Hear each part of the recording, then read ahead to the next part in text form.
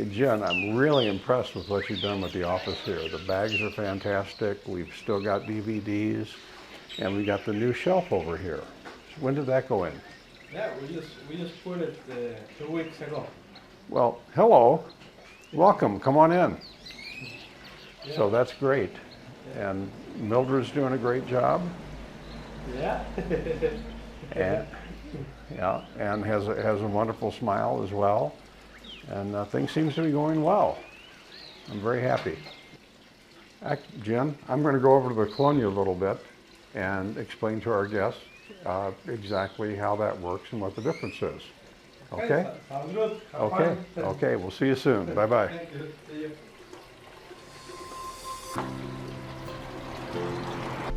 Okay, we are heading over to the Colonia. Puerto Morelos is divided into two principal parts.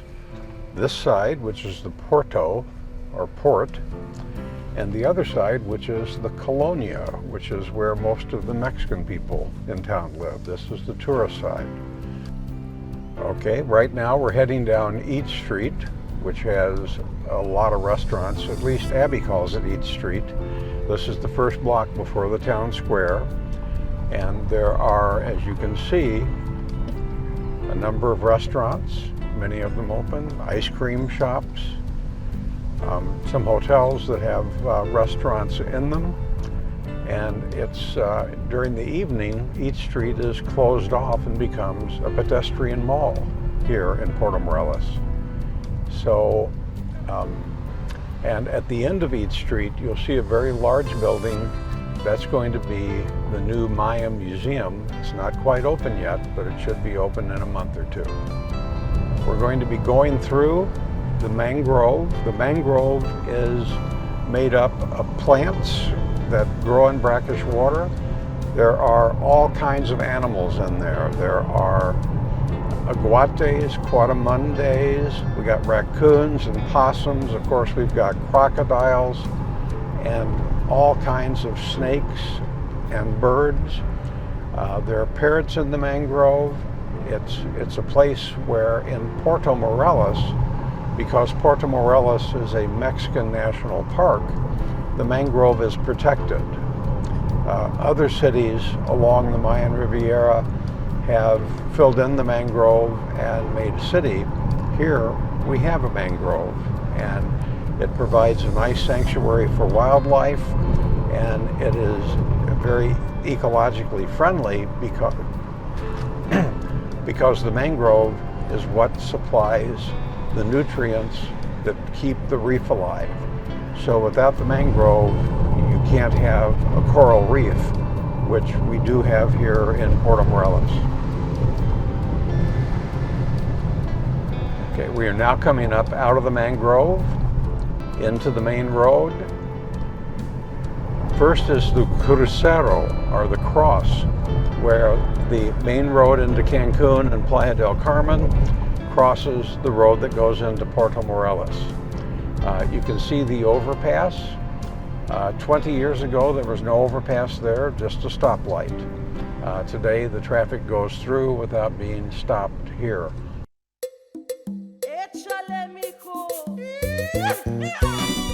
Okay, we're now traveling into the Colonia. On our right, on our left, is where the tianguis, or street market, is on Sundays here. On Sundays, this is not a neighborhood. This is a market, and the market goes for 2 blocks in that direction and 2 blocks in this direction. And it's really quite a festive occasion, and most of the people in Puerto Morelos do at least a little bit of shopping there on Sunday. Okay, we're going down one of the main commercial streets. Coming up on our right is my favorite fruteria. As we go past, we will see the butcher shop that's in the front of the fruteria, and then we'll take the corner here, and you'll be able to see the fruteria itself. They have all sorts of fruits and vegetables, very inexpensive, and they've got wonderful juices that are every flavor you can imagine. Passion fruit, guanabana, watermelon, and they're also very, very inexpensive. Okay, and speaking of street food, this is my favorite restaurant. As you can see, it doesn't look like much, typical Mexican restaurant, but they got great food, and I come here all the time. And as you can see, there's no name on the restaurant. We call it Salbutes, but I couldn't tell you what the actual name of the restaurant is. So we can go down here to yet another restaurant where we actually have people eating. I don't know, I haven't tried this one yet, but apparently it's got really good food because the Mexicans know where there's good food. And you can be pretty sure if a lot of Mexicans are at a place that the food is pretty good. Okay. Here we are at the pickleball court. As you can see, there are a lot of gringos over here in the Colonia. Years ago, even 10 years ago, there were virtually no non-Mexicans who lived on the Colonia side. Now the population is in the neighborhood of 15 to 20% of the entire population are Americans or Canadians, with a very, very large swath of those people being French Canadians who have made a home here and were the pioneers in moving over to the Colonia. As prices went up on the port side, this side became much, much more affordable, and the weather is, as you can probably see, very, very good right here. Okay, here we are in the town square, the center of the Colonia. This is a place, it's the morning now, so it's not particularly busy here, but at night there are literally hundreds of people around here. There are vendors on this side over here that sell churros and other Mexican delicacies. And we're going to walk around the Zocalo a little bit and take a look. There is a playground for the children. Over here is a bust of Jose Maria Morelos, who was one of the principals in the first Mexican Revolution, for whom the town is named. Okay. Hola. Provecho.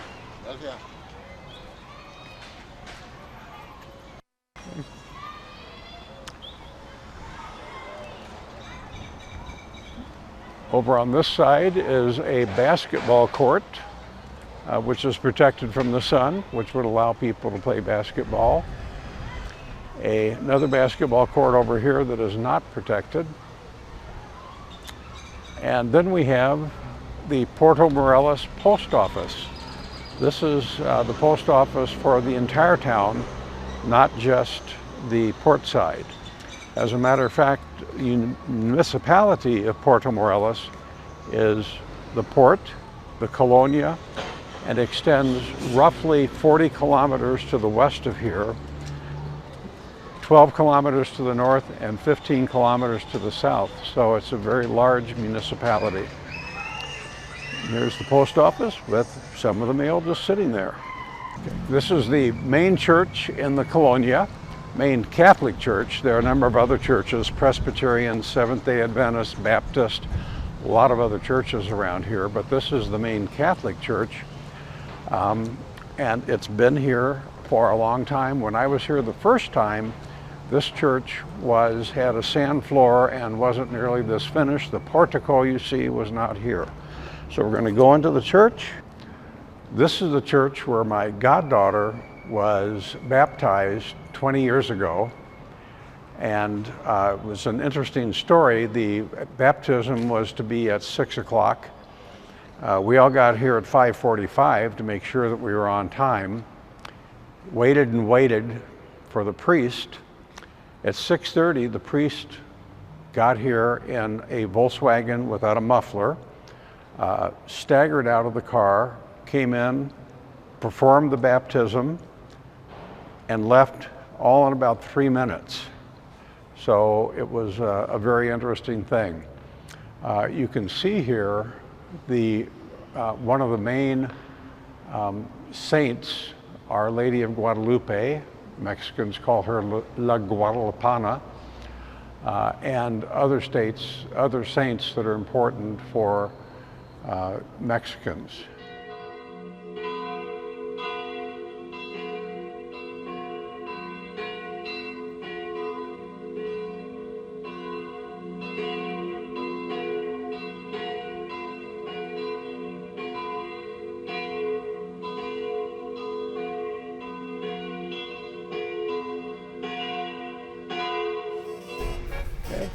This is a typical Mexican neighborhood. As you can see, there are stores in here.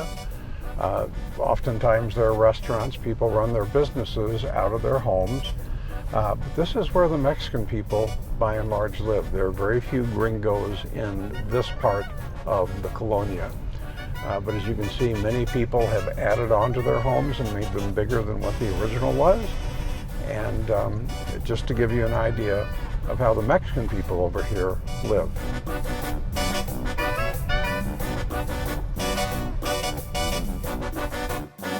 Okay, many Americans and Canadians are moving here, and the majority of them, not all, but the majority move to gate-guarded communities like this, where there are better amenities. And in Mexico, if you are not a Mexican citizen, you cannot legally own land within 100 kilometers, 62 miles more or less, of the ocean. So all of the people from the United States and from Canada need to get a bank trust, so they own the land indirectly instead of in their own name. But that's the way it's done down here, and probably will be for some time. So that's the end of our tour of the Colonia. I want you to stay tuned for the next stage, which is the Ruta de Cenotes. And we're just now going out of town, and I'm going to be heading towards and actually getting on the first part of the Ruta de Cenotes, which is the route that goes to the cenotes, which are sinkholes. And there is a lot to explore out here as well, including the Mayan hinterland, different towns, and the new railway. So that will be on our next episode. And I hope you enjoyed this one, and I look forward to seeing you on the next one.